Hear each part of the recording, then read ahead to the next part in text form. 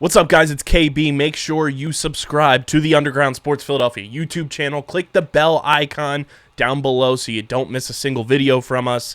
And thanks for tuning in to another video from Underground Sports Philadelphia. Now let's get into it. Philadelphia, baby, you're going to love it. Best sports fans in the world. Actually, the worst, but that's what makes them the best. What is going on, everybody? Welcome in to episode number 520 of Underground Sports Philadelphia, presented by the city of Vineland.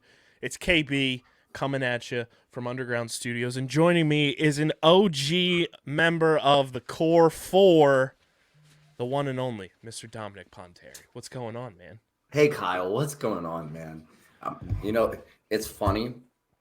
I stepped away from podcasting in general for a little bit, came back with Top Bins, and it's always fun to hop back on the main pod. I'm sorry in advance to anybody who really cares if I get like facts about Philly sports right.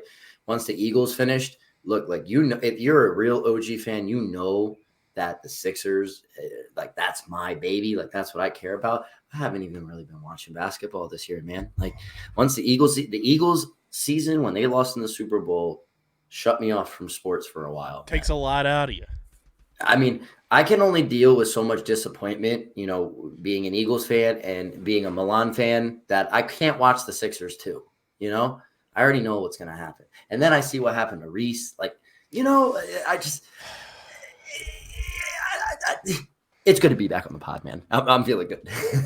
Plus, we had, not to add more onto that, but we had the Union losing the MLS Cup. Like, it was just not a good time. Not a good time. But bigger things are on the horizon. And yes. As I mentioned, Underground Sports Philadelphia is presented by the City of Vineland. And the City of Vineland Municipal Calendar features city-organized, city-sponsored, and city-affiliated events that are of public interest. The calendar, which is accessible at vinelandcity.org, is a good way for residents and visitors to build awareness, remain engaged with city government, and participate in local events. You can also follow the City of Vineland on social media via their Facebook, Instagram, LinkedIn, and YouTube pages. And through these tools, you can stay connected to the community and get important announcements about programs and services offered by the city. Vineland, New Jersey, where it's always growing season. Make sure you guys are following us on the socials at Underground PHI. We're going to be talking about one of the best tweets we've ever put out from the account tonight. So stay tuned for that. Buckle up. At Underground PHI, Twitter and Instagram. You can follow me on Twitter at KBIZZL311. You can follow Dom on Twitter at Washed Lifestyle.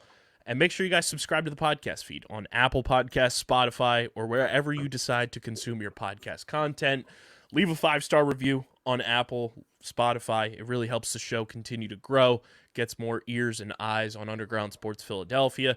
And subscribe to our YouTube channel, youtube.com/@Underground Sports Philadelphia. That's where we get full video episodes out for you guys twice a week for this show, and full video episodes of every podcast on our network. Smash that like button. Ring that bell icon. You brought that up on Top Bins last week. We got 6 podcasts on this network going out every single week.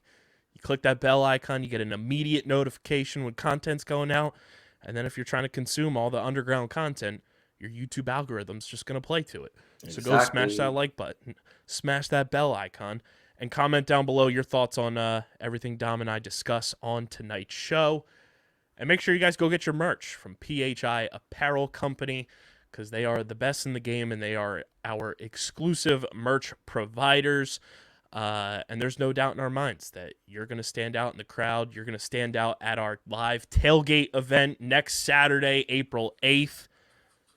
If you're rocking your merch from PHI Apparel Company, our listeners can use the promo code UNDERGROUND for 10% off any and all apparel when you shop online at phiapparel.co. That's phiapparel.co. Use code UNDERGROUND. They've got fantastic Philly sports merch. Every single podcast on our network has merch on there. They've got hoodies, T-shirts. We've got some sick-ass merch for a bunch of brands of ours in the works. So go to phiapparel.co. Use code UNDERGROUND to get 10% off any of your orders. Heck yeah. Dom, we're discussing your favorite thing. Baseball season starts tomorrow. Listen, I always enjoy getting out to a Phillies game, and I can't lie. I'm one of those baseball fans that really gets into it if your team gets into the playoffs. So like last year, I was all about it. The brewery that I work at, we have a lot of Phillies fans come in, so I always ended up watching it when I was working over the summer. So I got a little more invested last season than I did normally in the past. I'm not the biggest baseball guy. Plus, it helps that we have like good players on the team now compared to when we started podcasting. Yeah. That's a very good point. We were hand over fist like begging for Jake Arrieta to sign with the Phillies in 2018. Dude, now Trey Turner wants to play here. Yeah, it's funny how the turntables, right? It is. It's just a beautiful thing. What are we looking at this season? You gotta fill me in a little bit. You know, I've seen some things on Twitter here and there, but like. I need to know a little bit. Yeah, the Phillies had a very busy offseason, to say the least. Obviously headlined by Trey Turner signing an 11-year, $300 million contract with the Phils. Bryce Harper's going to be out for a bunch at the beginning of the season because of Tommy John surgery. But when he comes back, he's going to be able to play in the field again, which is going to make just this team in general that much deeper. You'll be able to have Nick Castellanos back at the designated hitter spot, which will help out a ton.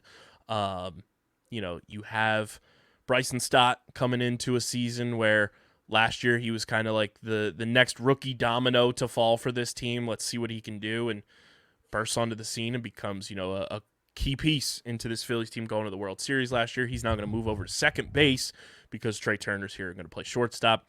And then obviously the big injury last week, Rhys Hoskins out for the season, is a big bummer, not only on the field and at the plate, but, Rhys, I likened Rhys Hoskins to him being the heartbeat of this team like Jimmy Rollins was during the run. Like, he's been here for the lows and he was here for all the highs, and to not have him is going to be a bummer, but I think Derek Hall is going to step in admirably like he did last year whenever he got a chance to play. He crushes the absolute hell out of the ball, so that's a huge benefit there. And I think the big thing, too, on top of Trey Turner being here, is just it makes the Phillies hitting lineup so much deeper. Last year, you had Kyle Schwarber leading off every single game, which was great because you could potentially get off to 1-0 leads right off the bat, no pun intended. But now you're going to have Trey Turner kind of setting the table at the top of the lineup, and if he keeps hitting the way he is, he might hit 50 home runs. But if he gets on base, then you have Kyle Schwarber hitting behind him, and then you have potential for a Phillies 2-0 lead instead of 1-0, and more runs for your pitchers to work with, which is going to just be huge for just the run support of all the pitchers in this rotation this year. Phillies signed Taijuan Walker this offseason to be in this rotation, which I think was a massive signing. Makes the rotation that much deeper. What about the bullpen? Any changes? So Matt has told me not to speak it into existence because that's how you jinx things. Yeah. But allegedly, on paper, potential for this bullpen is that it might be the best bullpen of our lifetime. Whoa. Let's not. On paper. I want to preface that. On paper, the talent that's in this bullpen is some of the best we've seen. Yeah, I'm going to take your word for it. All I know is every time I end up watching the Phillies, the bullpen is always what lets us down. It's just been the Achilles heel of the flamethrowers now. My entire life. I watched a lot of the Phillies when I was younger. Like, it's always been our Achilles heel. Like, we could have the deepest hitting lineup, like back in like 2008, right? 1 through 9 could hit, 1 through 8, right? Like, but we could have the top 4 pitchers, starting pitchers, right? And once they have to go out of the game and we start going in the rotation, like if it wasn't Brad Lidge, so if you're telling me the truth, that's great. They've got flamethrowers now, which is like one of those things that like we've always yearned for as Phillies fans with our bullpen, is having guys that can like throw absolute heat out of the bullpen. Are they established guys, or are So they? there's guys that were on the team last year that throw heat, like a Sir Anthony Dominguez, like Jose Alvarado. They made a big trade with the Detroit Tigers late in the offseason for Gregory Soto, who was an all-star last year for the Tigers, has closing experience, and he's going to be an absolute weapon. And to have those three guys in the bullpen there is huge. You signed Matt Strahm in free agency, who he's super versatile. He's potentially going to be like one of those guys who, with Ranger Suarez potentially not ready to start the season due to injury, he's a guy that's going to be able to go out and, if things are going right, throw 3 innings for you, and then you go to your bullpen. And to have him in the bullpen too is huge. And then you have guys that are young that are, trying to crack this roster in the minors that you could see at some points this year. And then we signed an old friend from our childhood that used to pitch for the Atlanta Braves. Craig Kimbrell's in this bullpen now. Old buddy that did the Seagull arm back in the day for the Braves is now a Philadelphia Philly. Wow. And he had a great spring. He had a great spring. Good. So that's exciting because he has had a roller coaster of a past, I'd say, like 5 seasons where he'd be good and then stunk. Good, absolutely stunk. So, like, he had a good spring. So that's exciting. He's probably going to be your closer to start the year, which just makes the bullpen that much deeper. And to have depth in the bullpen for the first time in who knows how long is huge. And then you have Aaron Nola, Zach Wheeler, Taijuan Walker, like I mentioned. And then if he's healthy enough, in the next couple of months, your number one prospect could be in the rotation sooner than you think in Andrew Painter, who's a 6'7" left-handed just superstar. 6'7"? 6'7". He's got Randy Johnson's frame, and he's a lefty. What's he throwing? 110? He's got an unbelievable arsenal. And he's just got a great baseball name. Andrew Painter. As a pitcher, like, come on. Paint the edges of that strike zone for me. Come on. And here's the real kicker, Dom. He's 19 years old. 19. Kyle, we're getting old. That just makes me feel a lot older than I already am. 2003 he was born. 6'7"? 6'7". Jesus. He's a righty, but yeah, stud. Number 1 prospect. He's the number 6 prospect in all of baseball. Really? In terms of pitching. So, like. Okay, so Phillies finally have pitchers in the minors as well, which is exciting. And would you say our hitting depth is as good as last year or deep? Like I think is it one of those years? Because to be successful, you have to have more than just 4 or 5 guys in your lineup that can hit well. Right. And I think, you look at the lineup now of, kind of the projected depth chart for the Phillies. I'm going to pull it up here. Hitting-wise, it's going to be, JT Realmuto, Garrett Stubbs, which I think is a phenomenal, catcher duo. First base, you have Derek Hall, and then kind of fill in the blank potential, trade situation down the line. You see how Derek Hall plays. Alec Boehm potentially gets playing time at first. I think JT Realmuto will get playing time at first when he's not catching. Second base, you have Bryson Stott. You have Josh Harrison, who's like super utility infielder and outfielder. And then Edmundo Sosa, who was like a phenomenal before trade deadline pickup last year and was a big reason why the Phillies beat the Cardinals in the wild card series. Well. So he's back as well. And then you have Alec Boehm at third, who I think is only going to continue to get better and better. Trey Turner at short. And then in the outfield, you have Kyle Schwarber, Brandon Marsh, Nick Castellanos as your starters right now. And then you have Jake Cave made the opening day roster, which is awesome for him. Crazy. He broke his back a couple of years ago and now is back and had a fantastic spring. Good for him. Made the roster at 30 years old. Dalton Guthrie made the opening day roster. And then today, right before we started recording, the Phillies traded for Christian Pache from the Oakland A's. Fantastic defensive center fielder. Had a great spring hitting-wise for the first time like in his career. Former top prospect for the Braves, was traded to the A's last year, and they were just going to let him go. So the Phillies traded a kind of no-name double-A pitcher for him. Now you have outfield depth in terms of defense, which is just Dave Dombrowski to a T. He's going to do whatever he can to work the margins and make this team better. And then hopefully, late June, maybe, if we're looking optimistically, Bryce Harper's back and probably starts off as your DH and then goes to the outfield. So I didn't know that the Phillies play in the NL, right? Yeah. So I didn't know that they adopted the DH. Just happened last year or in 2021. It's very recent. Yeah, because I could have sworn I remember seeing it last year, like they were playing a DH, and because I always knew, like, if you played an AL team, if you played cross conference games, that if you played at the AL team, you would have a DH. But see, this is how removed from baseball I was before last season. I think a big catalyst of it was like the shortened COVID year, where everyone I think had a DH, and then it just carried over, and it made more sense. Nobody wants to see a starting pitcher go up there and just take 3 strikes and then it's over with. The other fascinating aspect, I think the DH going universal in the AL and NL, the Phillies were one of the biggest benefactors of it because they just have guys that can hit the absolute hell out of the ball. And now you have 9 guys in the lineup who can just mash instead of 8, and then you're relying on a pitcher to go up there and just be almost an automatic out.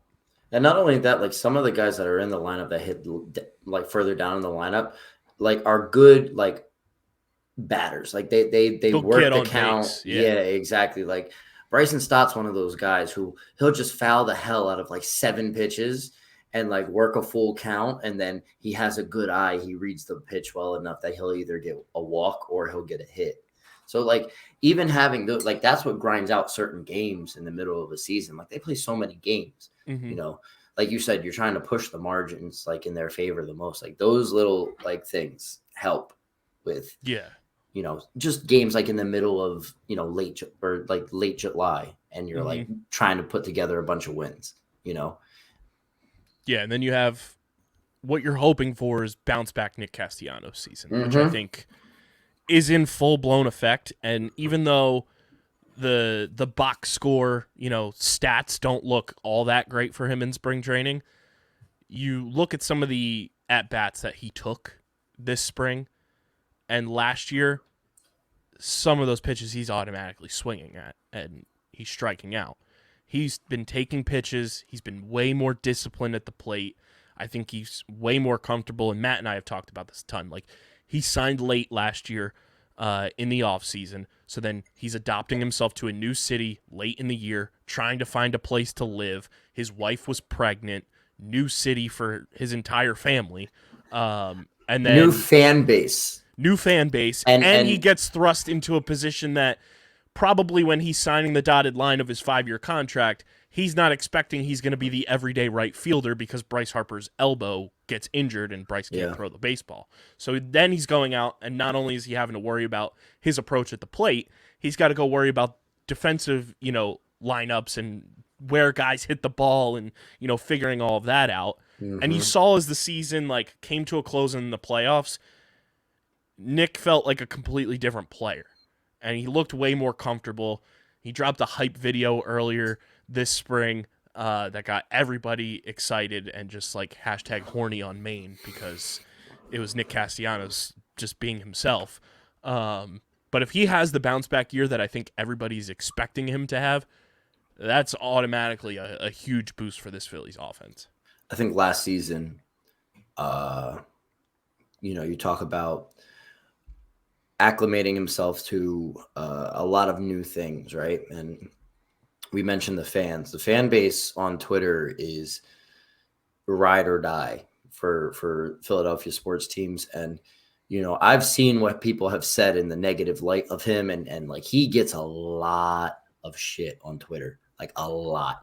And, I think some of it is unfair and a little much. And I think that definitely affected him, in his game. And I think that, now, obviously one thing that Philly fans want to see is loyalty, right? And he's kind of showing that right now. He's showing that he's dedicated to the team and like working hard, and he's showing improvements and a lot more comfortability with everything within the organization that, I think that wins some more fans over. And I think that the overall tone that you're going to see people, speak when they're talking about Nick Castellanos is more positive than the fairly negative light that you would see online. Or maybe I was just following the wrong people on Twitter. Who knows? But I saw a lot of negative things. And based off of your reaction, you did too. Yeah, and it sucks too because the year prior to Nick coming here, Matt and I dubbed Nick Castellanos as like our favorite non-Philly. Yeah. Which then branched into Nick's mom and Nick's brother following the pod on Twitter, getting involved. They both listen to the show, so shout out to the Castellanos family. Guys. And like, you want to ride or die for the people that support you, and we've been Nicky C fans since, it was a drive deep to left field that made it a 4-0 ball game, and that's Nick Castellanos in a nutshell. We brought it up when it first happened, and NBA Twitter is a huge thing where MLB Twitter is not really a thing per se, but like if there was a face of MLB Twitter, it's Nick Castellanos. Well, he has a meme about himself. Exactly. There's a drive deep to left field that'll make it a 4-0 ball game. Yeah, he's a meme. But I mean, I'm excited. The season, I want to see it start off with a bang. And I'm excited to see the Phillies, try to reclaim, the same spot that they had in the league and in the playoffs last year. I know like it's weird. I can't watch baseball religiously because with all the ups and downs with so many games in a season, I'd get carried away, knee-jerk reactions all the time. There's so many ups and downs of a baseball season, and we see it with the Phillies. They go through like a 4-game skid or 5-game skid, and what you see online is just it's the end of the world. We're terrible. Sell the team. You know what I mean? Like, and next thing you know, now they're in the World Series. They kill it in the playoffs, and everybody's now. And then you'll have that one grumpy person. Oh, well, where were you when in the 5-game skid? Say, like that kind of thing. Yeah, and then it's this team too that everybody has to remember as well that I think is an underrated and kind of flies under the radar aspect of what this Phillies team is going to be. The first 2 months of last year, and the Phillies still ended up breaking their playoff, drought and go to the World Series. The first 2 months of last year, let's not forget, Joe Girardi was the manager. We had a deadweight manager holding this team back where they were like dead in the water at Memorial Day, and it felt like the season was just over again. And then they finally make the switch, and look what happens as soon as you have a manager that the guys want to play for. Yep. And not that in baseball the manager, is accountable for that many wins, but man, do I wish I could have seen an alternate universe where Rob Thompson's the manager from day one last year. Because I think the Phillies are right there with the Braves and Mets in that 101 win territory because it looked like a completely different team as soon as Rob Thompson came in. And now he's your manager for the next 2 seasons. Yeah. There's a big change in heart when your team can get to 100 wins. I think the Phillies can do it this year, man. With my limited baseball knowledge, I'm going to say, fuck it. They break 100 this year. It's going to be exciting, and we are going to get into our Phillies season preview. But before we do, it is tradition on this show, and Matt and I have done this the past couple of years, and it's brought to you by our awesome friends at Tomahawk Shades, the best small batch eyewear in the game. They've been with us since the world shut down. That's when they got on board with us. So that's how you know they're a company that cares about good content. They've been rocking with us since 2020, and they're providing high quality eyewear, sunglasses, blue light glasses that are exceedingly better than those big brand names for a fraction of the price, and they're owned by former athletes. Kyle Harrison, Chris Hogan, John Jay, Daniel Descalso. Ever heard of them? They're all former athletes who are now owners of Tomahawk Shades. Dom's got the Speed Boys on, the Trevor Baptiste Johns. These are a throwback. And you guys can go get your own Tomahawk Shades when you go to tomahawkshades.com, fill up your cart, get everything you need to prepare for baseball season, sunglasses, blue light glasses when you're watching the Phils from home. They also now have prescription lenses as well, so you can get your prescription Tomahawk Shades. And you Their can blue get lights them. are nice. They're so clutch, dude. They're so nice. Like, they make my eyes feel a zillion times better, and I'm not even joking about that, and I'm not even just saying that because they're a sponsor. Like, I feel like I sleep better when I'm using them. No, I completely agree. I know you're not lying, because the same thing when I had I'm so pissed I broke mine, man. I need to use this code USP 25% off at checkout. Exactly. I need to get another pair, man. Like, you're right, the sleep, just you feel a lot more clear-headed with everything. Like, it's good. It's the best. And like Dom said, use promo code USP when you fill your card up at checkout. You get 25% off. Who's offering 25% off a product at checkout? Tomahawk Shades is the best in the game. Didn't we used to have less, like a smaller percentage when we first started with them? It was like, I think it was 10. I could have sworn. Something, it is, and then 25. Boom. Listen, this shows how much they rock with us. Exactly. 25%. You can't beat that. And it's already a fraction of the price of the big competitors. Better quality than the big competitors. And then we're giving you an even bigger fraction off with promo code USP for 25% off at checkout.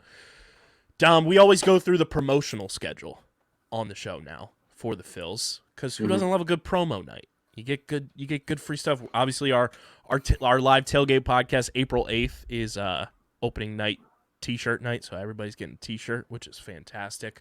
Always love. I always seem to go to that one. I always go to like the opening night, and I get a T-shirt, and I love it. It is the best. So here's the promotional schedule for the 2023 Phillies.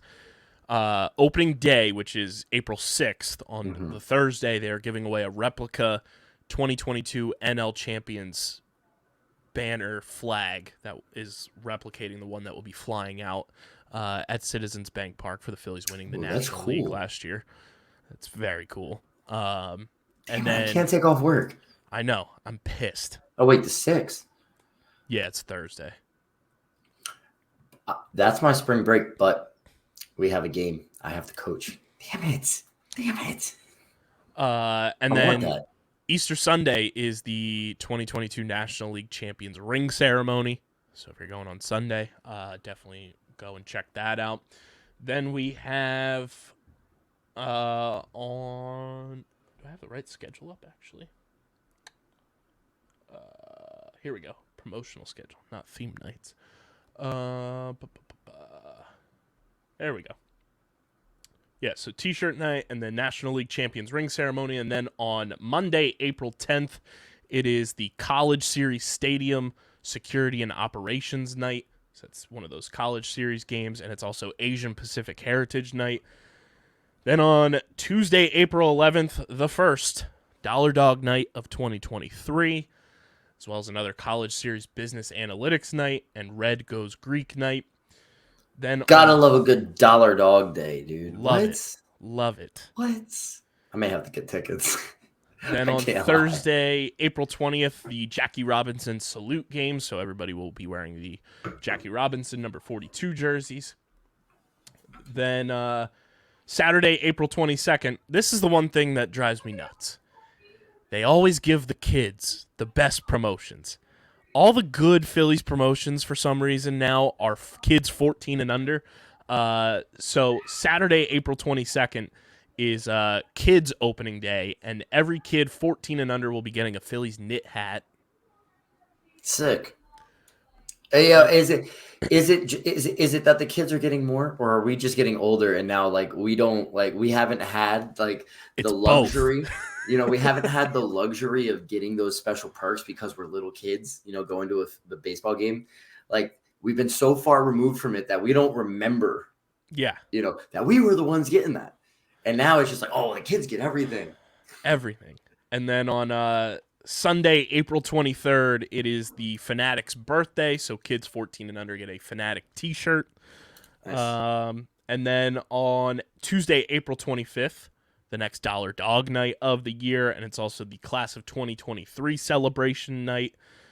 And then the next big promotion is Sunday, May 7th, Phillies Red Sox Mother's Day game, where ladies 15 and over are getting a Phillies crossbody bag. Sick. And then May 9th is the final Dollar Dog Night of the year. I hate that Dollar Dog Night ends in May now. It should be at least one every month. Like, get it together. We need to have more Dollar Dog Nights. It shouldn't end in the month of May. It should be a Dollar Dog Night every other week, twice a month. That's what I'm saying. Twice. Come on. You're not losing money. At all. You're not losing. If you do it that frequently, you'll probably make more money. Mm-hmm. Everybody loves Dollar Dog Night.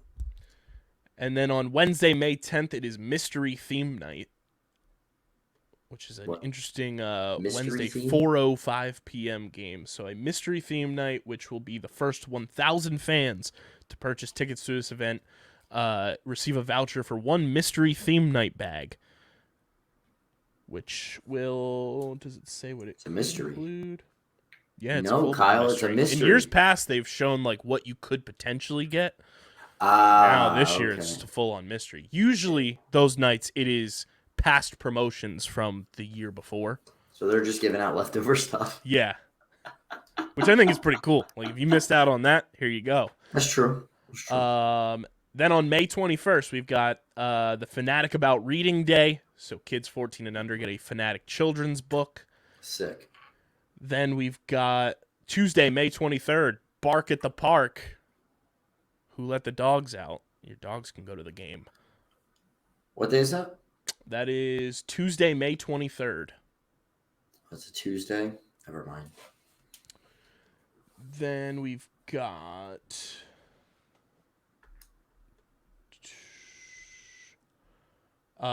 Wednesday, June 7th, we've got Dead and Company night. Dead and Company? The Grateful Dead. Grateful Dead. Then Sick. This weekend, I will be at every single one of these games because the promotions for that weekend in June here, June 9th through the 11th, one, they're playing the Dodgers, so it's going to be good games. The Friday, June 9th game, fans 15 and over get a Dick Allen bobblehead figure. Who doesn't love a good bobblehead of Phillies legend? June 10th, post-game concert with AJR. That's a big-time post-game concert, if you ask me. I've seen AJR at actual concert venues. They are phenomenal.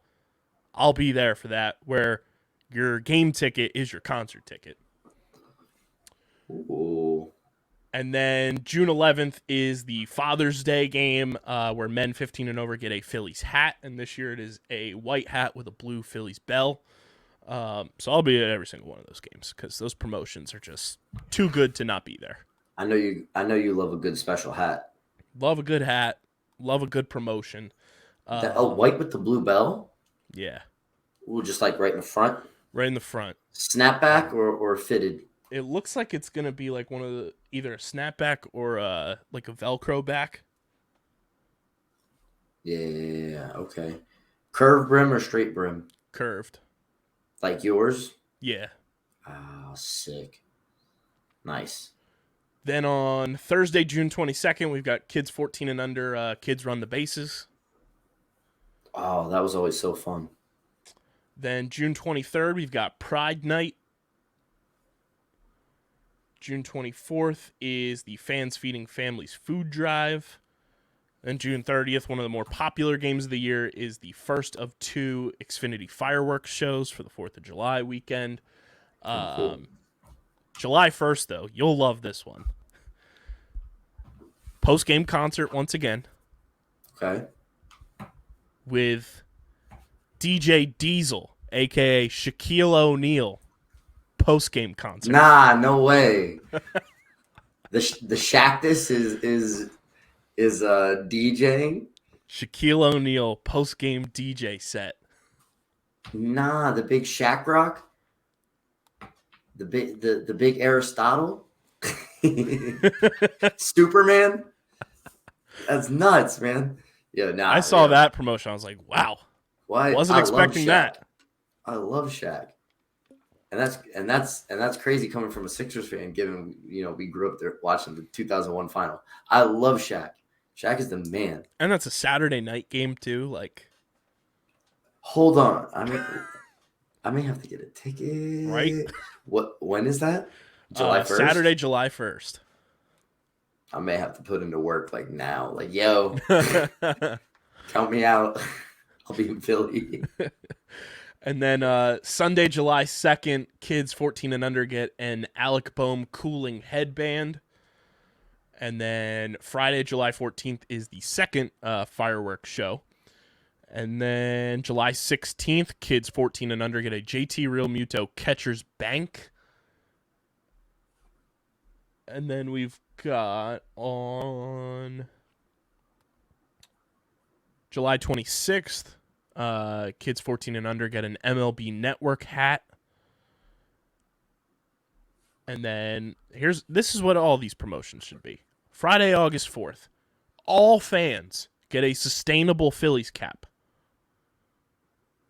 Everybody's getting a hat. That's how it should be. They're sustainably made as well. Let's go. All fans. Love that. Sunday, August 6th, kids 14 and under get a Kyle Schwarber replica jersey. The kids get everything, man. I told you. Saturday, August 12th will be the Phillies Wall of Fame night. And Sunday, August 13th will be Alumni Day. And then one of my favorite games to go to, Tuesday, August 22nd, will be Star Wars night. They always do phenomenal Star Wars promotions tied in with the Phillies there. August 26th, kids 14 and under get a Trey Turner t-shirt. Kids get everything. Like a jersey? Yeah. And then Sunday, August 27th, kids 14 and under. This one's super cool, and I'm jealous. Philadelphia Water Ice Bryce Harper Funko Pop. Like, come on. The kids get everything. The kids? The kids. Hey, can we figure out a way to, like, come in on our, like, put shoes on our knees? That's what I'm saying. And, like, let's do it. Friday, September 8th is Peanuts night. It's Charlie Brown and the Peanuts. They always do good promotions with that as well. Sunday, September 10th, kids 14 and under get a drawstring cooler bag. And then this is a game that I really want to take my mom to. Thursday, September 14th, seniors stroll the bases night. It's what stroll the bases? Seniors stroll the bases. So fans 55 and over get to go and run the bases after the game. Yo, that's cool. What day is that? That is Thursday, September 14th. Trying to take your parents to a baseball game September 14th. It's what age? Ages 55 and over. No. Ages 55 and older get to run the bases after that game. You want to take your parents? Wait, is it a Phillies game? Yeah. Yeah, let's go. There we go. And then Sunday, September 24th is Fan Appreciation Day. Sick. That's all the promos? Those are the promos there. And there's some other like sprinkled in like theme nights and everything like that. But some good promos this year, especially for the kids. Kids get everything. What the hell, man? A Kyle Schwarber replica jersey? It's crazy. Come on. And I can already see, and it's the powder blue one, and I can already see like 1,700 of those kids spilling ice cream out of the baseball helmet onto that jersey, and ruining it all over their face, no napkins, all over their hands. There's always the jersey. There's always that one popsicle kid. You know the kid that gets like the blue popsicle, or no, sorry, it's the Polish water ice kid. Yes. So you always have the one kid with either the really red ring or blue ring around their mouth. Their teeth are all blue. Their tongue is blue. Their fingers are blue. And then you see the giant stain on the T-shirt that they gave you. And it's just chilling right there. It's that, or the kid gets like the baseball helmet with chocolate ice cream in it in like the middle of July, and it's 107 degrees outside, and it just melts all over them, and their hands are just dripping in chocolate ice cream. And then it's just like, Mom, it's all over my hands. What do I do? And then their hands are all sticky. I have to say I'm guilty of being that guy. My Monica and I went with my brother and my mom to a Phillies game at like middle of the summer. So hot, and we decided, hey, we're gonna go get ice cream. By the time I got back to our seat, it's already like so bad, man. I was drinking soup by the time I actually sat down. That's incredible. Actually, sorry, no, I wasn't with my parent. I'm with my mom. We were with her parents. But That's even funnier, honestly. it's oh my God. And there were these like teenagers in front of us in line being rude to the lady, and you could see like she said, I have no chocolate. They're like, yeah, but I want twist. She's like, I have Buddy. no chocolate.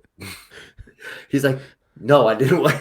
He's being rude to her, and I could see it in her face. Like, I'm like, oh, I feel so bad for her. It's so hot outside right now, and this kid's complaining that chocolate and twist aren't the same thing.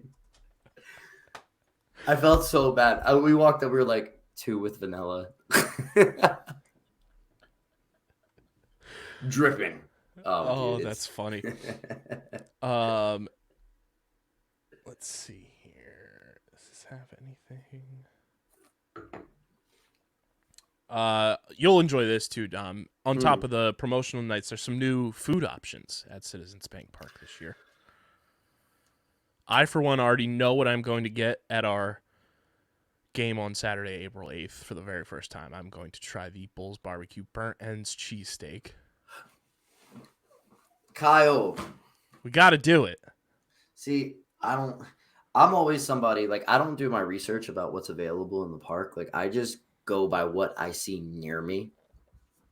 But like I realize like baseball is like one of those things where you can get up and like go. You're not going to miss too much as you're walking around. So like, wait, excuse me? Yeah. Barbecue burnt ends, cheesesteak, brisket burnt ends, or pork burnt ends? I'm not 100% sure. I can look though.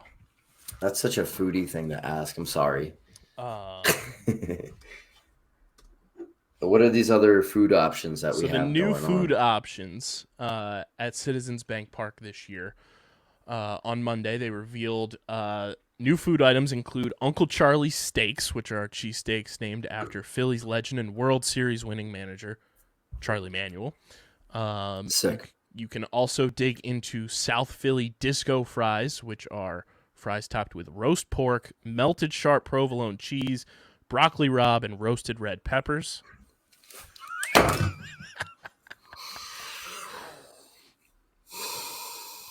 Kyle, you can't.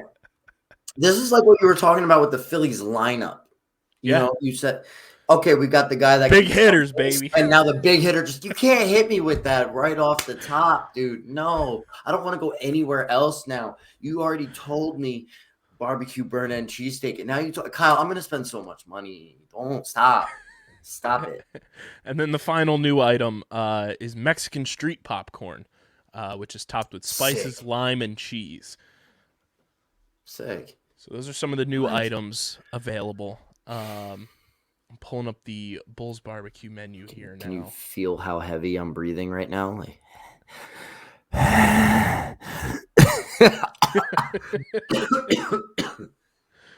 Apologies to the listeners, the audio-only listeners. I'm sorry. But yeah, Bulls Barbecue just simply does not miss. Like, that is my new go-to every single Phillies game. They are just fantastic. For that specific item?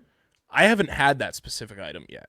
What do you get? What do you get? I usually get just the barbecue pulled pork sandwich that they have, and it is money every single time. Damn, man. I'm going to wait in so many lines. Like, that's the best part about Bulls Barbecue. The line's typically not that bad. Where is it? What part of the park? It is so like Ashburn Alley and everything, where like Mhm. Tony Luke's is. Once you walk a little bit past there and wrap around, it's right in front of where the new like boardwalk section is that they installed a couple years ago. Okay. So it's not like in that one section where all the lines form because you got Right. like, okay. It's not in the sea of humans because overrated Yeah. Manco and Manco Pizza is out there now. Mm-hmm. You got that and Chicky and Pete's and stuff like that. So it's like everybody gravitates out there. Exactly. Okay, so yes, I will definitely be going with you to that. Let's see. Is it here? Yeah, Bull's Barbecue's just got like unbelievable stuff, and the burn end cheesesteak is going to be consumed for the first time. Where were the South Philly fries? Did that tell you where Did it say? South Philly disco fries? I just oh nah, Doesn't say man. where it's at, but I'm sure we'll be able to figure that out. I'm gonna deduce that information, and I'm going. I'm getting there.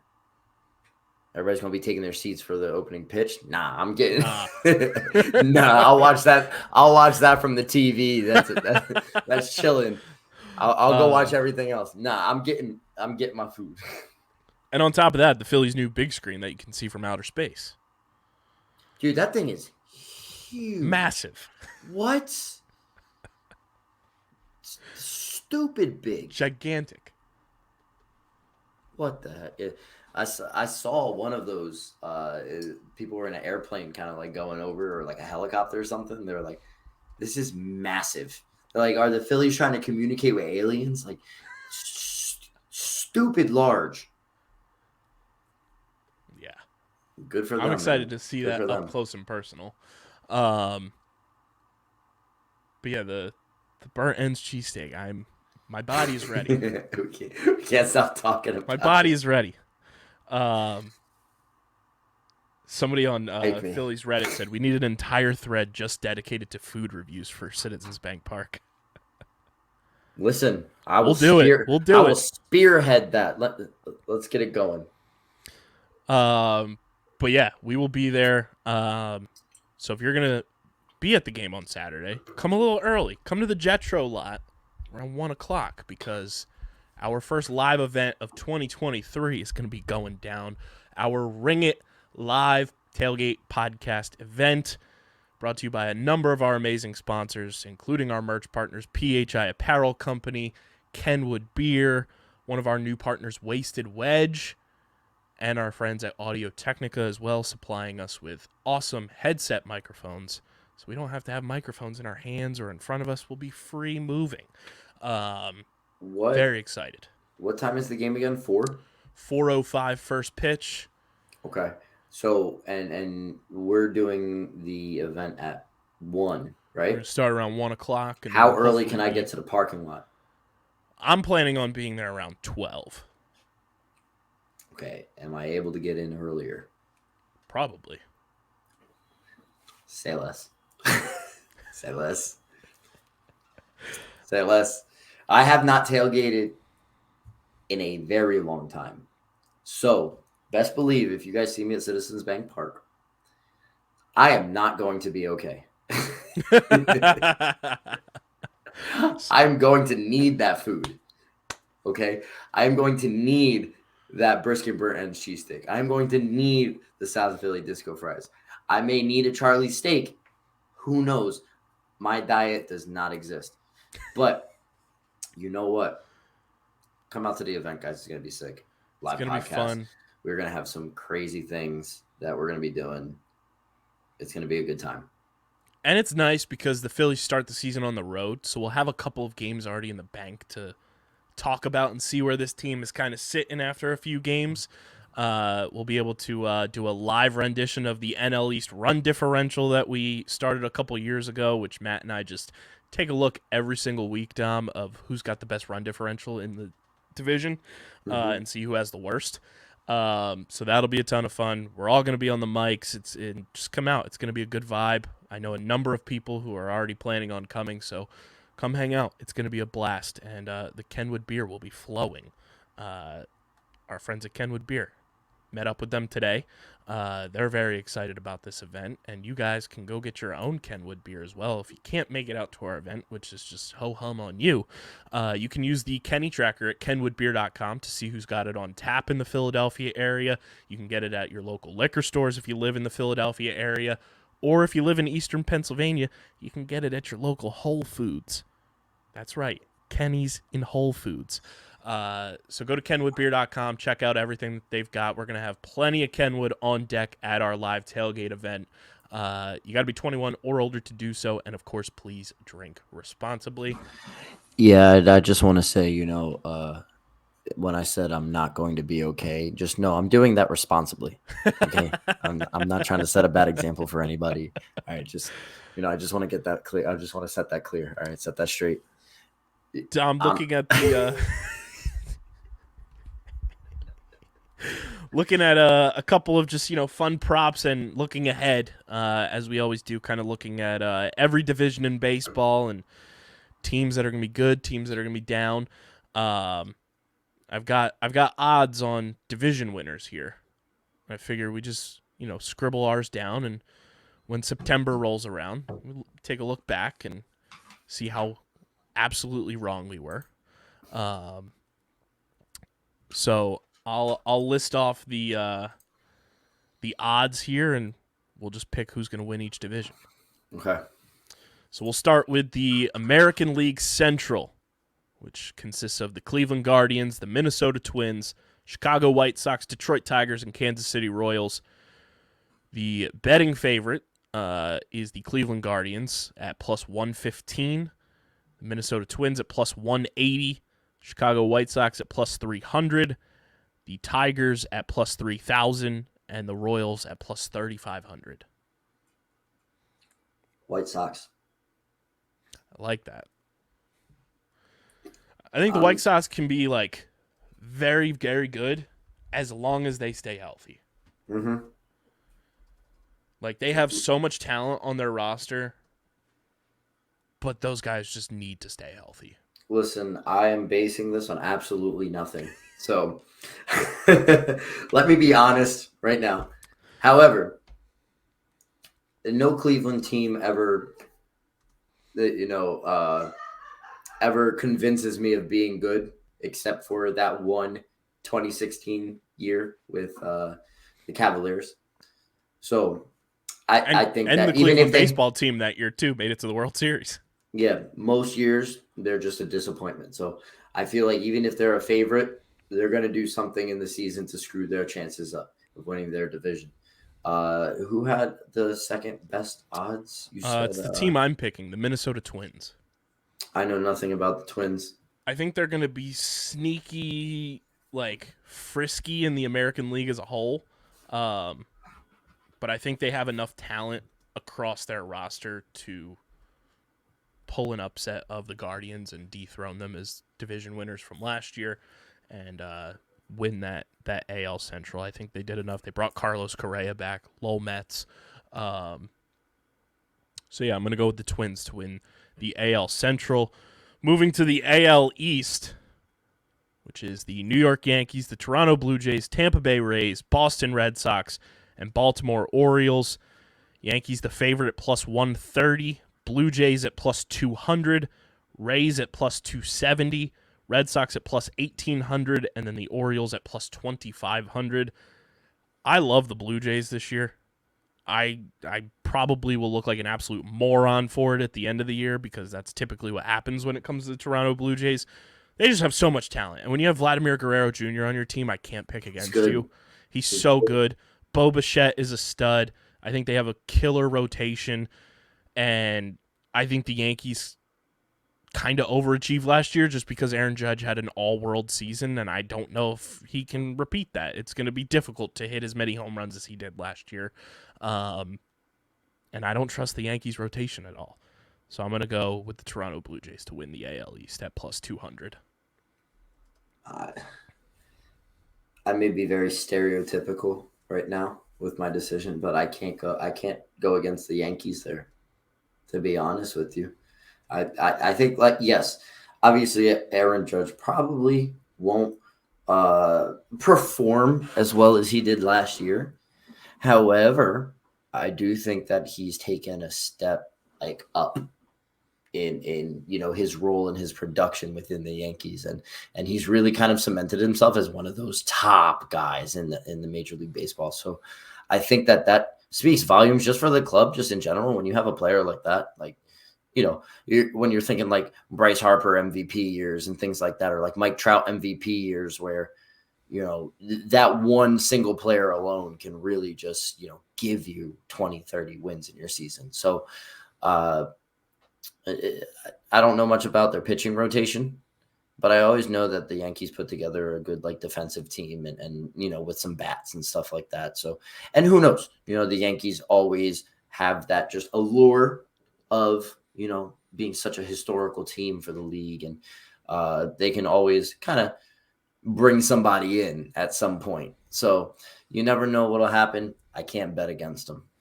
They'll bring somebody in, all for them to lose in 4 games in the ALCS to the Houston Astros. Whoa. Oh, but you know what? Are you wrong?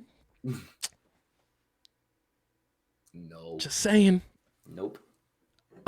Speaking of the Astros, moving to the AL West, where the Astros call home. They are the odds-on favorite right now to win the AL West at minus 185, followed by the Seattle Mariners at plus 360, the LA Angels at plus 550, the Texas Rangers at plus 1,000, and then one of the teams that's competing for worst record in Major League Baseball this year, the Oakland Athletics at plus 25,000. 25,000? 25,000. That's nuts. You know what? I'm going to be a little hipster with this one. Angels. I think finally get over the hump. I think Mike Trout has something to prove. I think that the team as a whole has kind of not regressed, but kind of like has fallen out of that limelight, since the Trout MVP years. They have Ohtani, right? In a contract year. He's a free agent after the year. He's going to be playing for that money, right? So I think that they have something to prove. They're playing with a chip on their shoulder. Like you said, they got to get over that hump finally. Why not?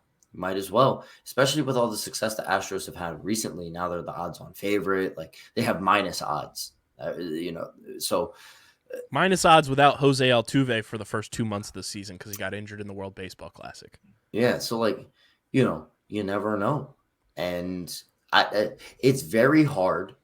It's very hard unless your team name is the Yankees or maybe the Red Sox to be, year after year after year, not just winning not just getting to the World Series or winning World Series or things like that, but like just winning your division. It's the same thing, like year after year after year, unless you're in a pretty crappy division and you have such a big difference with from the other teams, it's anybody's race. So why can't it be the Angels' year this year? It's anybody's race except the Oakland A's. Yeah. You're not wrong about that one right there. The AL West is definitely on paper going to be more competitive than it has been in years past. The Rangers went out and spent even more money in free agency, went and got Jacob deGrom. They have what will probably be the longest injured list in terms of starting pitcher. Like, their entire starting rotation wouldn't shock me if they're all on the injured list at one time because of how injury prone they are. But if they stay healthy, they can be competitive. But it's tough to pick against the Astros. They still have superstar pitching, even though Justin Verlander left in free agency. They have hitters. Yordan Alvarez is a superstar. And when you get Jose Altuve back healthy, around June, the Astros are, they're one of the golden children, even though they got caught cheating. Like, they've kind of shaken that now and won a World Series without cheating, allegedly. So I'm going to go with the Astros. But I think a frisky pick, like if you want to be fun in the AL West, pick the Mariners at plus 360. They broke their playoff drought, which was the longest in all of baseball last season. They're a fun team to just watch and get behind. Like, they're just fun to root for. So if you want to sprinkle a little money on a potential different team outside of the Astros to win the AL West, I'd say it's the Mariners at plus 360. But moving to the National League, Dom, we've got the NL Central with the St. Louis Cardinals, the Milwaukee Brewers, the Cubs, the Pirates, and the Reds. Right now, the Cardinals, the favorite at minus 130 to win the NL Central, followed by the Brewers at plus 165. Then the Cubs at plus 600, the Pirates at plus 3,800, and the Reds at plus 6,000. Jesus. I'll probably take the favorite. I'll take the favorite there. Yeah, I'm with you with the Cardinals. I think they, even though I hate that team so much, they are like the bane of my. I hate the Cardinals as a team that's not in a division with my favorite team. I just can't stand them, but they're really good. They have the pieces across the board. They have Gold Glovers at first and third base, and Goldschmidt and Arenado. So I think the Cardinals will win that division for sure. We'll save our division for last, so we'll go to the NL West. The Dodgers, the Padres, the Giants, the Diamondbacks, and the Rockies. The Dodgers right now, the favorites at minus 125. The Padres at plus 120. The Giants at plus 1,200.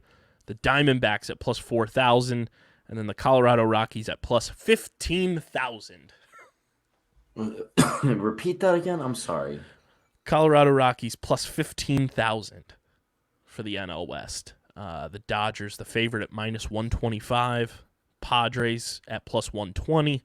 The San Francisco Giants at plus 1,200. And then the Diamondbacks at plus 4,000. You know, from the series we had with the Padres, I don't know if you can bet against them. Even I'm actually surprised that they're not the favorite. I mean, the Dodgers always put together a good team, but the Padres team is good. Yeah, I'm with you. I think the Padres win that division. Yeah. The Dodgers lost Trey Turner. They lost Justin Turner. They still have pitching, but it's not like what it's been in the not like past. the Dodgers, yeah. They lost their closer. Kenley Jansen's gone. So, I mean, like... Is Kershaw still on the team? Kershaw's still there. Had a great spring. He's old. Like, he's getting up there in age. Still have Mookie Betts, who's just a generational superstar, obviously. Yeah. But, you know, they lost one of their guys for the season. Gavin Lux is out for the year with a torn ACL as well. But I just think the Padres have hit. And, you know, at the end of April, the Padres will get Fernando Tatis Jr. back from his suspension. They signed Xander Bogaerts. Manny Machado's there. They've got ballers. And they've got good pitching, too. Yeah. They have really good pitching. You're giving me the Padres at plus money to win that division with that Might roster. as well take it. I'll take that. I think that the Dodgers get the favorite because they have those names and it's the Dodgers. There's the history behind them. Just how they've always been perennially good and things like that. So I feel like that's they get the favorites off of status within the league. But the Padres, bro, what? Really? I really do think that they can do this. And then the NL East. The Atlanta Braves, the New York Mets, the Philadelphia Phillies, the Miami Marlins, and the Washington Nationals. Right now, your favorite to win the NL East is the Atlanta Braves at plus 100, followed by the Mets at plus 155. Then our Philadelphia Phillies at plus 400, the Miami Marlins at plus 4,000, and then the stolen franchise Washington Nationals at plus 25,000. Who Bleacher Report had an article go out earlier this week saying the Nationals could potentially set the record for most losses in MLB history in a season. Well, I think I know who's winning our division now, don't we? It's the Philadelphia Phillies. What kind of question is this? What kind of question is this? I'm not rational when it comes to my baseball takes. I'm not thinking that the Mets and the Braves could have a better team. The Phillies are winning the division. There's no other choice. I like the Phillies to win the division too. I would have liked it even more had Rhys Hoskins not gotten hurt. But yeah, that's a big, it's a huge loss. But even so, in my opinion, the Braves did not get that much better this offseason for them to be the favorites to win the division. The Mets are just super fucking old. Their top two pitchers in their rotation are 40 years old and 39 years old. So, like, how long are they going to last throughout an entire season? Plus, it's the Mets. They're cursed. Lol Mets exist for a reason. We'll be saying lol Mets until the day we die. They're like we said a couple years ago. They're like the cicadas. They come around every 19 years and then they disappear because they're a bunch of frauds. I like the Phillies to win it at plus 400 as well. They have the hitters. They've got more pitching than they did last year, and I think they can go toe-to-toe. And now they have a manager who actually cares to keep them in it from start to finish. And I think this team just has unfinished business, too, and they want to get back to the postseason and go try to actually win the World Series. So I'll take the Phillies as well. And then we'll look back on this in September and see how absolutely wrong we were. As Dom, you're riding with the White Sox, the Yankees, the Angels, the Cardinals, Padres, and Phillies. I've got the Twins, the Blue Jays, the Astros, Cardinals, Padres, Phillies. So we're on the same page in the National League. And then the American League, it's a little bit different, but who cares about American League baseball anyway? You know what I'm saying? Terrible. What an awful conference. And then the other fun thing to look at that I always try to look at is the worst record in baseball. I thought I had it last year. I thought I was going to get it, and I came just shy. I got the second worst in baseball, which was just a punch in the gut. But then I made up for it because I got the worst record in the NFL correct. But, Dom, who do you think this year? I think the favorites, if I'm not mistaken, in terms of worst record in baseball this year are the Nationals, the Athletics, the Rockies, the Pirates, and the Cincinnati Reds are kind of all in that mix. The Washington Nationals. Actually, hold on. Which of these teams is in a division that has the most overall talent amongst all the teams? Because you gotta expect that you play the majority of your games against your division opponents, right? Right. So of course, yes, you have cross division games and series and whatever, but most of your games come from playing other teams in your division. So which team is in a division where it's super competitive amongst the other teams? I think it's the two teams that are at the top in terms of favorites for the worst record. Okay. The Nationals are the favorite to have the worst record at plus 260. They're obviously in a division with the Braves, the Mets, the Phillies, the Marlins. And then the Oakland Athletics, who are in the division with the Astros, the Mariners, the Angels, and the Texas Rangers. They're at plus 270. Followed by the Rockies at plus 500, the Reds at plus 700, the Detroit Tigers at plus 750, and then the Pittsburgh Pirates jump it up to plus 1,300.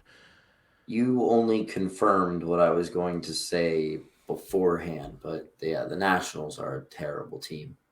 So that's my choice. I don't hate that, and it would make me laugh all the way to the bank with the Nationals. I love them to have the worst record in the all of Major League Baseball this year. I think it's between them and the Athletics, though. I think those two teams have like the least amount of like ready-made Major League talent on their roster compared to every other team in Major League Baseball. So I'll ride that with you. Plus 260, Washington Nationals. You will be the worst team in Major League Baseball. Thanks for the free wins all season long. Fade the Nationals, fade the Athletics all year long. You will be so rich. Then the bold predictions. We have Matt's bold predictions as well. Matt has Trey Turner for MVP this year. He's taking the Phillies over 89.5 wins. And this will be Bryson Stott's breakout year. I agree with that last one so much. I'm more of a gambling man than Matt. I'd take Phillies over 97.5 wins. Wow. Let's do it. Let's just run it up. I believe their win total across the sportsbook board is 88.5. Some places it's 89.5. Let me be so wrong, but let me give such a hot take. I don't care. 97.5. I'll take the over.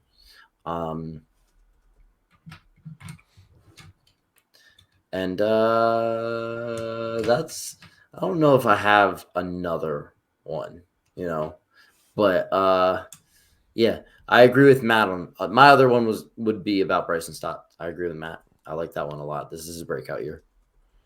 I also have the Phillies over their expected win total of 88.5. I'm going over. They won 87 last year. I think Trey Turner easily adds at least 2 games to that win total. So I got that there. I love Bryson Stott to have a breakout year. I think this is Nick Castellanos' bounce back season. I also think that this is like continuing the Alec Boehm love affair with Philadelphia. Like, Alec Boehm is going to endear himself even more than what he did last year to the fans of Philadelphia, and I'm so ready for it. I loved how he went from the I hate it here to one of the most beloved. As soon as that players happened, his entire career changed. Yeah. I think that's going to be just so much fun to follow along with. And I think as on top of that, Brandon Marsh is going to turn into even more of a fan favorite than what he was for half a season last year. Yeah. I'll have to send you the video. They mic'd him up in spring training. It is some of the funniest mic'd up content of any athlete I've ever seen. Listen, that hair and beard combo just screams, I'm an actual hilarious person. He is so funny. And his 2 favorite music artists are DMX and Lil Uzi Vert. I can see that. I cannot lie to you. I can see that. I believe it. I love Brandon Marsh. I think this is Brandon Marsh, breakout season 2. I think he finally puts it together at the plate, and we've got a all-around superstar center fielder that Dave Dombrowski absolutely fleeced the Los Angeles Angels of Anaheim for. But yeah, that's the Phil season preview for the people there. We've got one more segment for everybody, and I am so excited about this. It is pure and utter chaos. We set Philly sports Twitter ablaze. Yeah, kind of. We set Philly sports Twitter ablaze. I love it. A couple days ago. So it's been going around, like it makes the rounds every 3 to 4 months. It is the iconic meme from Tangled of all the swords pointing and just the character just being nonchalant, chill as can be. So we said, what's an unpopular Philly sports opinion that'll have you like this? And we tweeted this pretty much from every account of ours, but this is the one that's gone the most viral. Some of the replies, you guys are out of pocket. Some of the replies, I'm looking at the new quote tweets. The quote tweets. The new quote tweets are hilarious. You know what? Hold on. Let me look at the replies. We just got a new one from new follower and friend of the program, and I'd love to have him on the show, Nick Picone. This one, I think, might trigger you, Dom. The Iverson-era Sixers logo/jersey stink. Yeah, he's just wrong. He's literally wrong. It's wrong.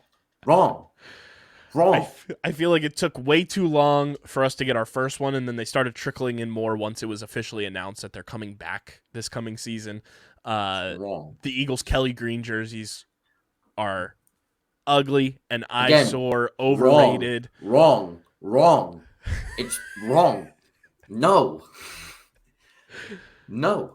That midnight green, that stuff you have right there, no. See, I'm a fan of the midnight green. No, I like the midnight green, but it's not better than the Kelly green. I subscribe to the Kelly green is fine, but it screams losing era of Eagles football. They never won anything in the Kelly green. Okay, so we won the Super Bowl with the midnight green. I get it. I'm No, also a fan of you know the what? black jerseys as well. I think the black jerseys are the Listen, best uniform the Eagles have. yes, the black is the absolute best. Absolute best. However, there was another one that I read. Where is it? Okay. You go a couple more down, right? Where is it? I want to see the Eagles. This is from Mel's Wes Marsh. I want to see the Eagles play a game this year in those yellow and blue Swedish jerseys just one more time. Yes, We got I a few agree of with this one. those. I like that. The men's lacrosse team that I play with, John LC, we always like to take our jerseys and kind of model them after a classic like Philly thing. So our first one we did, classic Eagles, the full eagle with full, but holding the lacrosse stick instead of eagle. And then we did the old Sixers logo. We had a black one, and then we had a white one. I was talking about either we do a powder blue with red pinstripe, like Phillies, or we do these yellow and blue Eagles jerseys. I feel like this take about those jerseys resurfaced a bunch earlier this week too, because somebody did like a mock-up of them and AJ Brown quote tweeted and said these go hard. They do, dude. Like, especially now with Nike in Yeah. charge of like making uniforms, dude, they could go crazy. Yeah. They would go crazy. This take is fun too from a friend of the program. He'll be at our tailgate, Mark Kramer. Shout out to the boy. Sixers lose even if Kawhi misses that shot, and the Eagles lose to New Orleans even if Alshon makes that catch. Yeah, the Sixers lose in the finals. If Kawhi misses that shot, the Sixers make it to the finals, but they lose in the finals. I don't think that they win the NBA Finals that year.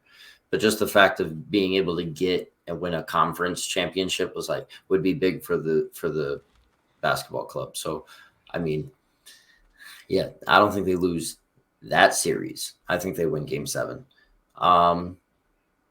Even if Alshon makes the catch. In the 2018 divisional round against the Saints, where the ball kind of just went through his hands, a lot of people say, and I kind of subscribe to it too, that if Alshon makes that catch and they beat the Saints, the Eagles go to the Super Bowl back-to-back years. Yeah. Because they would have beaten that Rams team. Yeah, 100%. Look what happened to the Rams later on. Yes. Yeah. Another one that was really good that I saw. Yo, what about this one? Chris Thomas. Chase Utley shouldn't be getting more love as he does than Rollins or Howard. I saw that one. It's Yikes. an interesting take. And I do agree to the fact that I think Jimmy Rollins and Ryan Howard are underappreciated in terms of fandom, and Chase Utley is kind of like that beloved figure. He was great. Chase Utley is, I believe, a Hall of Famer. But I do think Jimmy Rollins and Ryan Howard also deserve their flowers just as much. 100%. All three of them. Yeah. All three of them. That Phillies team is iconic. And there's more than just those three that deserve their flowers. I know that you're probably as happy as I am when I see Shane Victorino at Citizens Bank Park and getting his flowers. Like there's so many guys on that team. Picture of Shane Victorino in the stands when Bryce Harper hit the Bedlam at the bank home run, and he's got his hood up, and somebody said he just looked like a Phillies Force ghost from Star Wars, watching the next generation of Phillies do what they're supposed to do. Oh, that's great. There's more than I think that Chase deserves as much love as he's getting, but that's not to discredit Howard and Rollins for everything that they've done for the team. They all need their flowers. They all deserve it. This one, we got a bunch of these. This is from OJ Spivey. No one likes us, and many of you do care. From the ever viral "No one likes us, we don't care" song. You know what? I agree with this one. I think that I don't want to use the word a lot, but there are many Philly fans that get off with, reminding everybody we're Phillies fans and, nobody likes us we, they go out of their way to make that be known. Yeah, of course you do care. Yes, you do that. No Yeah. one likes you. Because if everybody started to like you, you'd lose the desire to be a fan of your sports team. Yep. Right? Because you just like being an asshole. Grow up. Yep. This one's fun, and I completely agree with this. This comes from, I'm going to get their Twitter handle correct, at Sixers Andrew. In hindsight, we indirectly, parentheses there, improved by drafting Jalen Reagor over Justin Jefferson, because both A.J. Brown and Devontae Smith are greater than just Justin Jefferson. Hindsight's 2020, right? 100%. Nobody was saying this ahead of time back then. But look what happened, right? Vikings have an aging Adam Thielen, Who's now with the Carolina Panthers. Thank you. And now all they have is Justin Jefferson. Yep. And then Jalen Reagor. Wait, right? Yikes. Right? I think he Right? might have gotten cut recently. I'm not sure, but last season he was. last season he was there. Yeah. I'm trying to make sure I got the correct Eagles receivers on different teams because I know there's some on the Patriots. So Yeah. and on the Raiders. So Yeah. right. Well, now Aguilar just signed with the Ravens, and that was kind of like the tipping point, I think, for Lamar Jackson announcing that he requested a trade. Yikes. But anyway, right? Yeah, look what we have now. We have two top wide receivers. Like Yeah. our number 2 is a number 1 on 90% of the other teams in the NFL. So yeah, you know what? I can get behind that. What do you think about this one? Jean Week, or break it down 1404, says we need to squash the beast with Cowboys and Giants fans. That one made me chuckle. Okay, maybe we can give Giants fans a chance. Listen, I've always subscribed to the fact that Giants fans at least know what they're talking about when it comes to football. Yes, I have a lot of friends from college that are Giants fans, and this is very true. I have a lot of friends who are Jets fans. So when it comes to them talking football, but anyway, Cowboys fans, never. I will never. And that's the thing. Like, I the understand. Eagles-Giants rivalry is an intellectual rivalry where Yes, both parties can talk football, actually know the sport, and you can understand where both people are coming from. Cowboys fans just want to shove in your face, their dusty VHS tapes of their Super Bowl championship in 1995 and their brass rings. Listen. I know we won one in 2017. All right, we're getting far from when we won it, but Cowboys fans have been doing that for a long time. And listen, I know what it's like to be a fan of a football team that loses year after year after year, and it's just either mediocre or like always lets you down year after year after year after year. I get it. I've been there. We always say, "Hey, we're the best. It's our year." I get it. But y'all need to pipe down, because you have an elitist mentality when it comes to the talking. We don't hold our noses high and say like, "Oh, it's tradition. We're supposed to be good." No, when we're good, we let you know we're good. That's the thing. When we're bad, we will whine. We will whine all about it.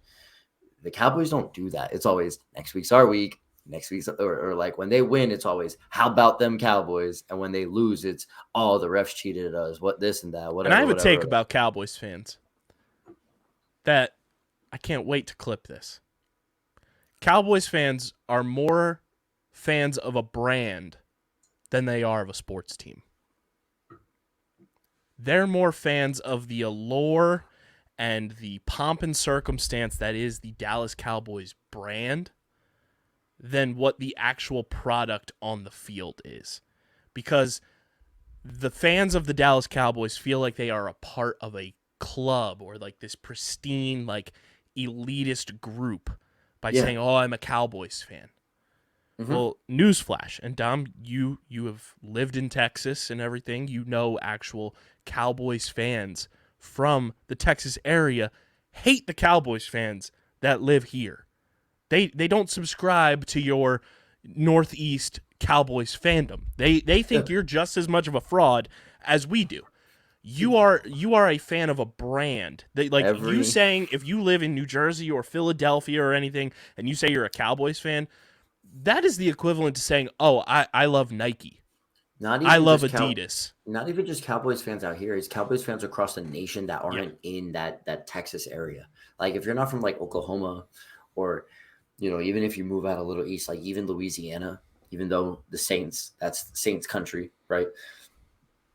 Even if you go more south in Texas, you're going to find Texans fans as opposed to Cowboys fans, but there will still be Cowboys fans. It's mixed, right?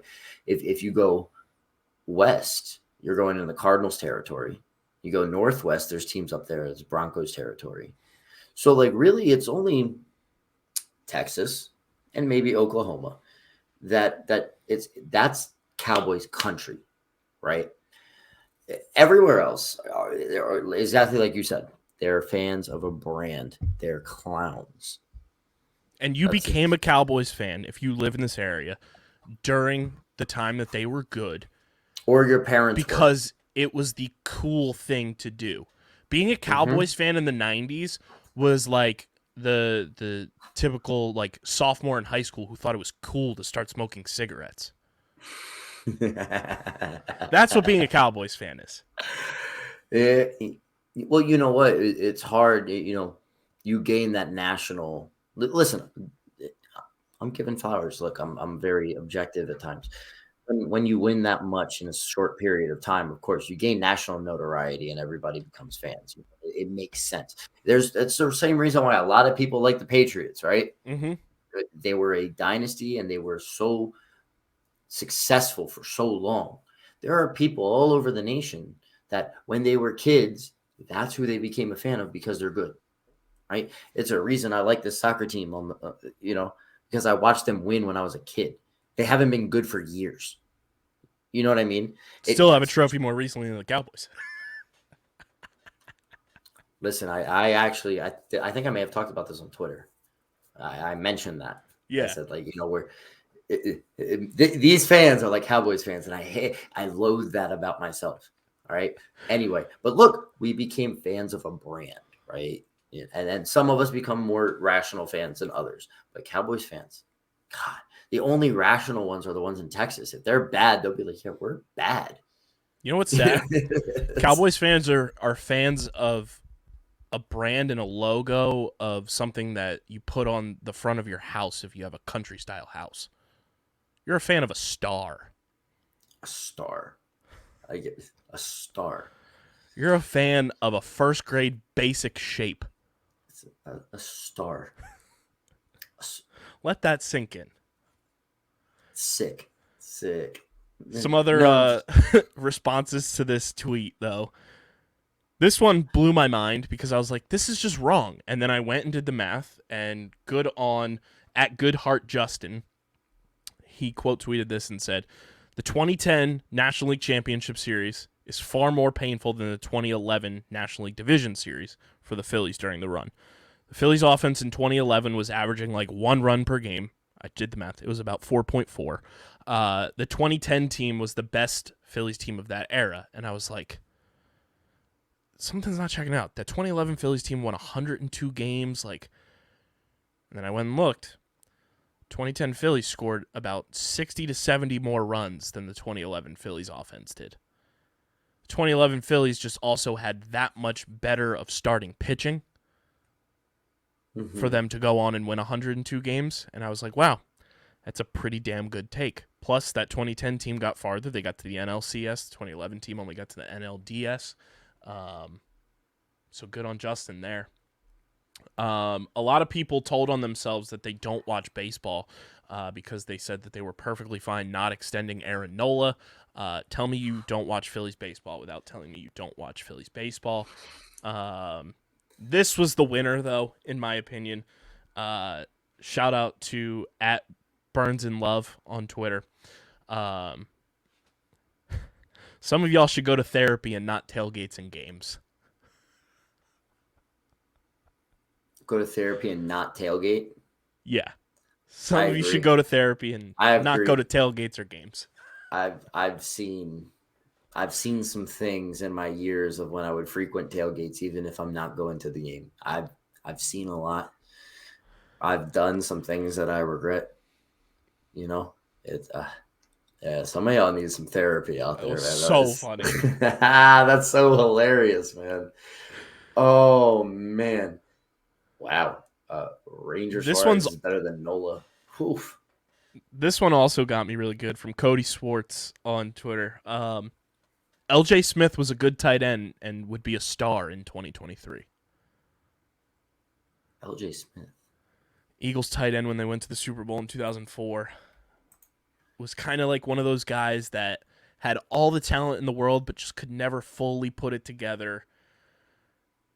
I completely agree with this take. LJ Smith would be unbelievable in today's NFL. We love a good tight end. You know? And the way that we run our offense now, hell yeah, he'd be eating. Anybody who's a good tight end, if they come to Philly with the way that they run their offense, will become a star. Like, imagine if we had, well, we have an elite tight end, but and I'm talking like elite as in Travis Kelce now. Imagine we had somebody like that, like how much better the offense would be. We have Dallas Goedert. He's a deep threat too. Like he is one of the top closest, 5. in my opinion. He's one of the closest guys that you can get to Travis Kelce when it comes to the tight end position. I'm just saying. Easy. This one's also very timely. This comes from @SteveG42090. Whether it's Jalen or Joel, we're way too obsessed with MVP awards in this city. I think that the fans, especially when a player for one of the teams is having a season that statistically puts them, in the conversation with the top, MVP favorites, they're going to ride or die for them and feel like they deserve it, especially when the Philadelphia team is doing well. The Sixers aren't a bad team. I'm assuming, are they still in third or fourth place? I remember that they Sixers were are like in third around right there. now. Yeah. So they're doing well. Obviously they have a good team, and Joel Embiid is having an amazing season, right?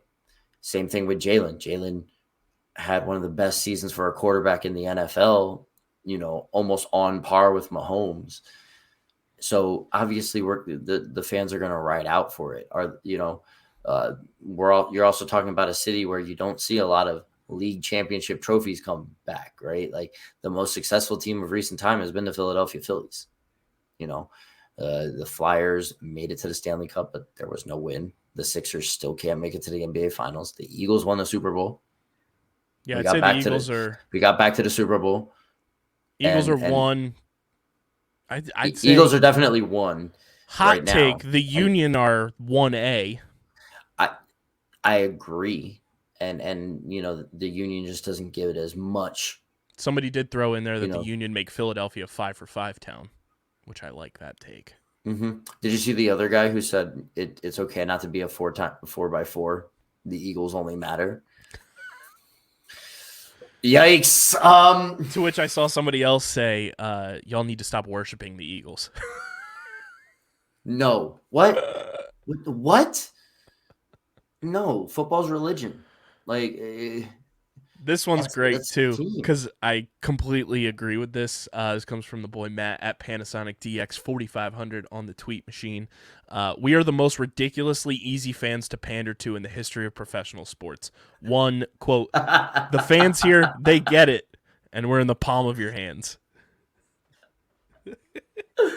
Oh my God, it's so true. All you have to do is have good PR and just say the right things, and the fans will fall in love with you. And then, right, you can have a subpar season, and the fans start to turn on you, and you do some charity work. You start being more personable with everybody. And you start getting into Twitter conversations, and not arguments, conversations with the fans, and now you're on their side again.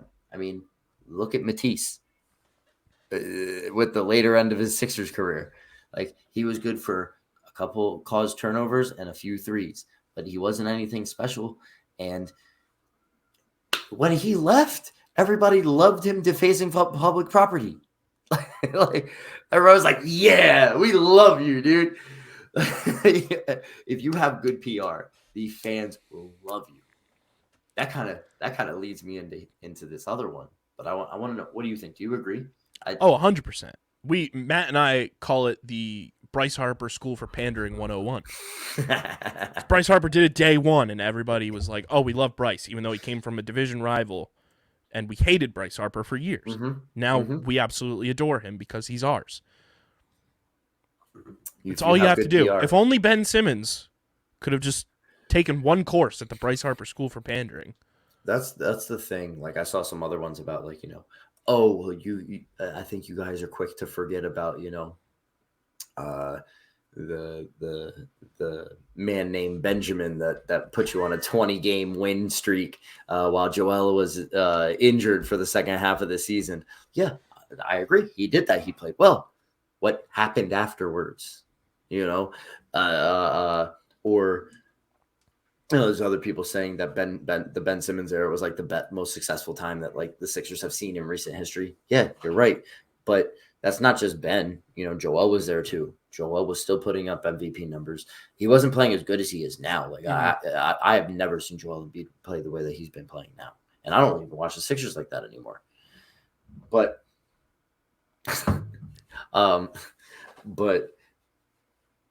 yeah, it's what happened afterwards with Ben that like leaves the sour taste in our mouth, that kills it, and it's just no PR at all. This one kills me too. This comes from @BritLifts on Twitter. Santa Claus had it coming. That's a good one.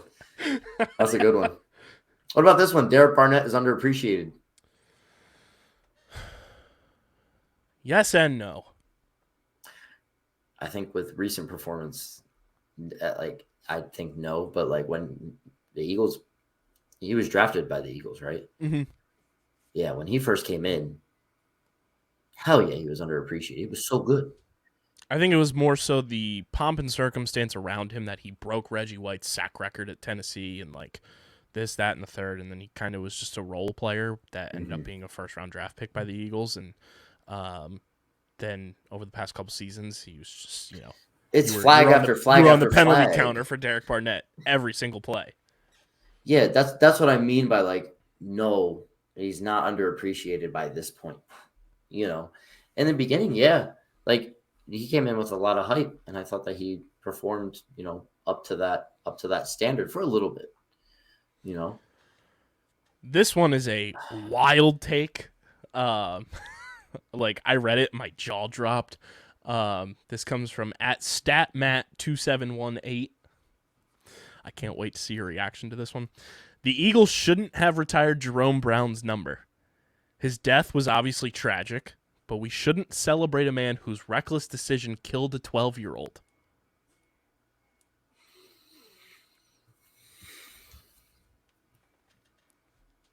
I read that and I was like, that took a turn that I was not expecting. Can I ask you a question? How young is this person? They look about, let's say around our age. Okay. I'm trying to figure out how to word this without sounding rude. I think you're digging too deep into it.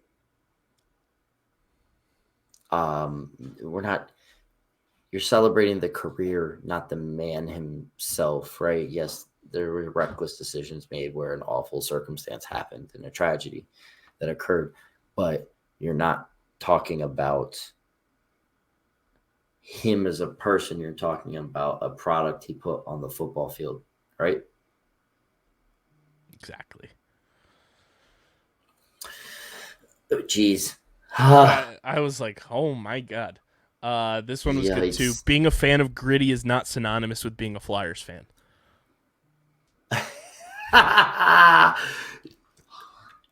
Gritty is a brand. Yes, I agree. Gritty is a brand in itself. You can like Gritty and not like the Flyers. The Flyers suck. Gritty is wonderful. Finally, some changes happening with the Flyers, which is nice to see. Yo, Brett Brown greater than Doc Rivers? Yes. Brett Brown hive stays intact. Let's go. This one made me laugh. I don't care if Joel wins MVP. I'm just here to stuff nerds into lockers. That's a good one. I like that one. We got a number of the viral soccer video. I choose not to speak. Choose not to speak. We all love AI, but Maxi will be better. That's a hot take. That's a hot one. That's a hot take. You know what? I can kind of buy into it. It's a hot one. Is that sacrilegious for me to say? I'm a diehard Sixers. Like, that's AI. Spicy. AI is the guy, man. You know what? Maxi could. He could. This one's great too. It's from at Real Mama Eagle. I don't care if Aguilar had some fuck ups in 2018 and 2019. He played his heart out in 2017 and in the Super Bowl and justifies my always having love for the dude. And I completely agree. I love her takes, so I don't disagree with her. I completely agree with that. My tweet was your fandom can be put on ice for certain teams and it's okay to return to them when things start to be on the upswing again. Fandom comes in all forms. Yeah, I'm okay just with because that. you're not, dialed in. Like, I hate the gatekeeping that Philly sports fans tend to do when a team gets good. And it's like, oh, where were you during this, that, and the third? It's like, some people didn't want to sit around and watch a 13-win Sixers team. Some people didn't want to sit around. I'm like that with these guys, but with Philadelphia teams, I'm not as bad. Maybe the Eagles. Some people didn't want to sit around during a Phillies rebuild that felt like it was going nowhere. Mm-hmm. But I'm a complete sicko and did it. But some people didn't want to do that. And then they got back into the Phillies this year when they got good. And that's totally okay. The more people on board with the success of a team, the more fun the environments you're in are going to be. I agree. I think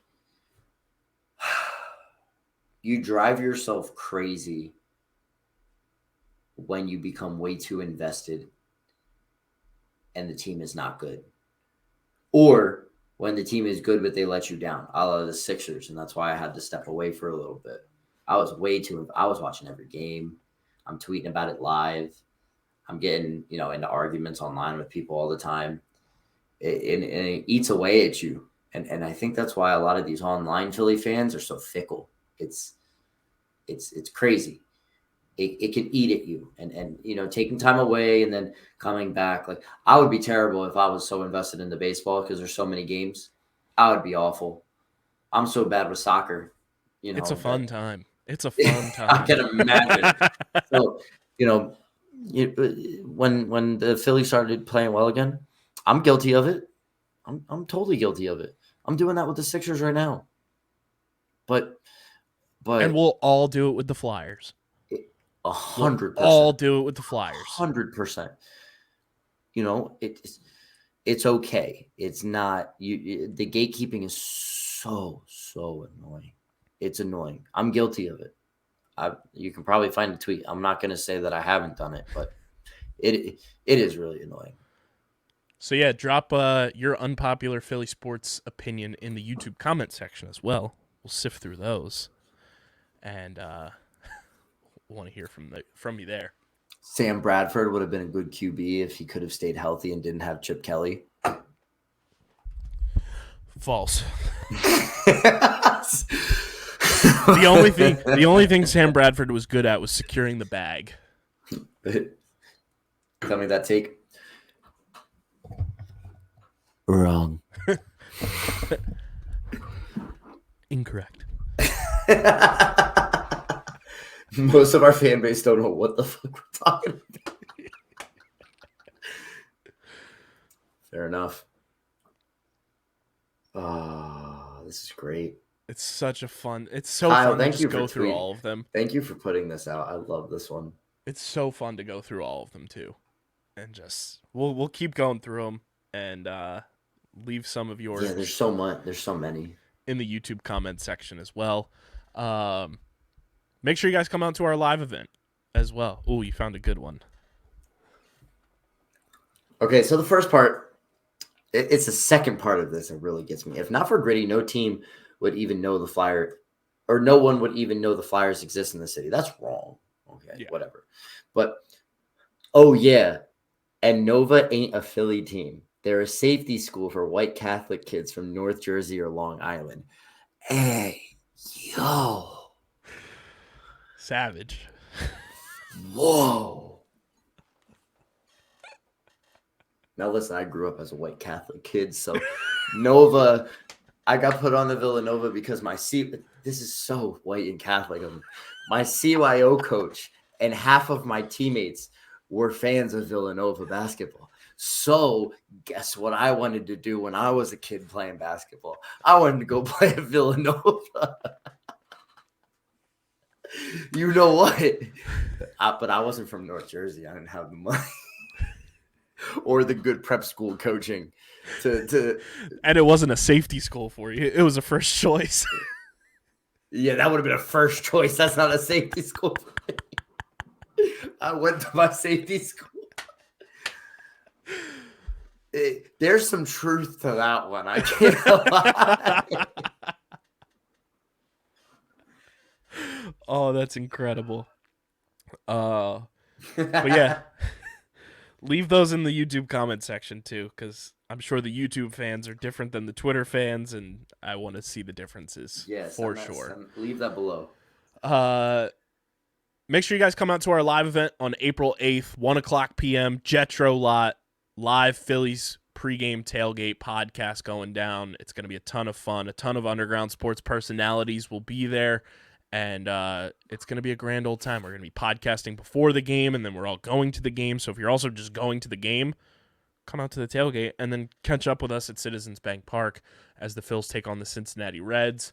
Dom and I will be doing a Burnt Ends cheesesteak review for the people. Yeah, can we please? Gotta do that. Let's put the content together. And make sure you guys are following us at Underground PHI, because all of the content goes out on our social channels. You can follow Dom on Twitter at Wash Lifestyle. You can follow me at KBIZZL311. Subscribe to the podcast on Apple Podcasts, Spotify, or wherever you get your podcasts. Leave a 5-star review.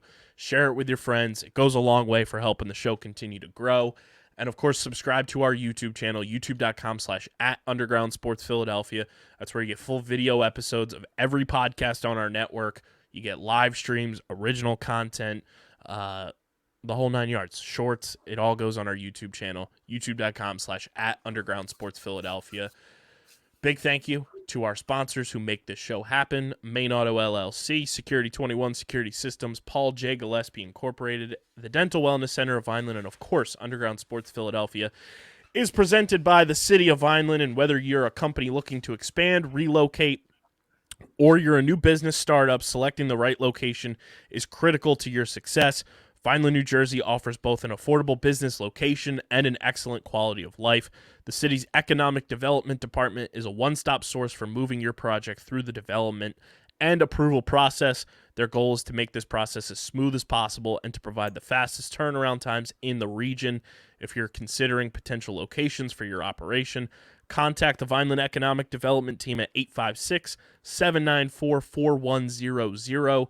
That's 856-794-4100. Vineland, New Jersey, where it's always growing season. And this has been episode number 520 of Underground Sports Philadelphia. For Dom, KB, we'll catch you guys next time. Peace.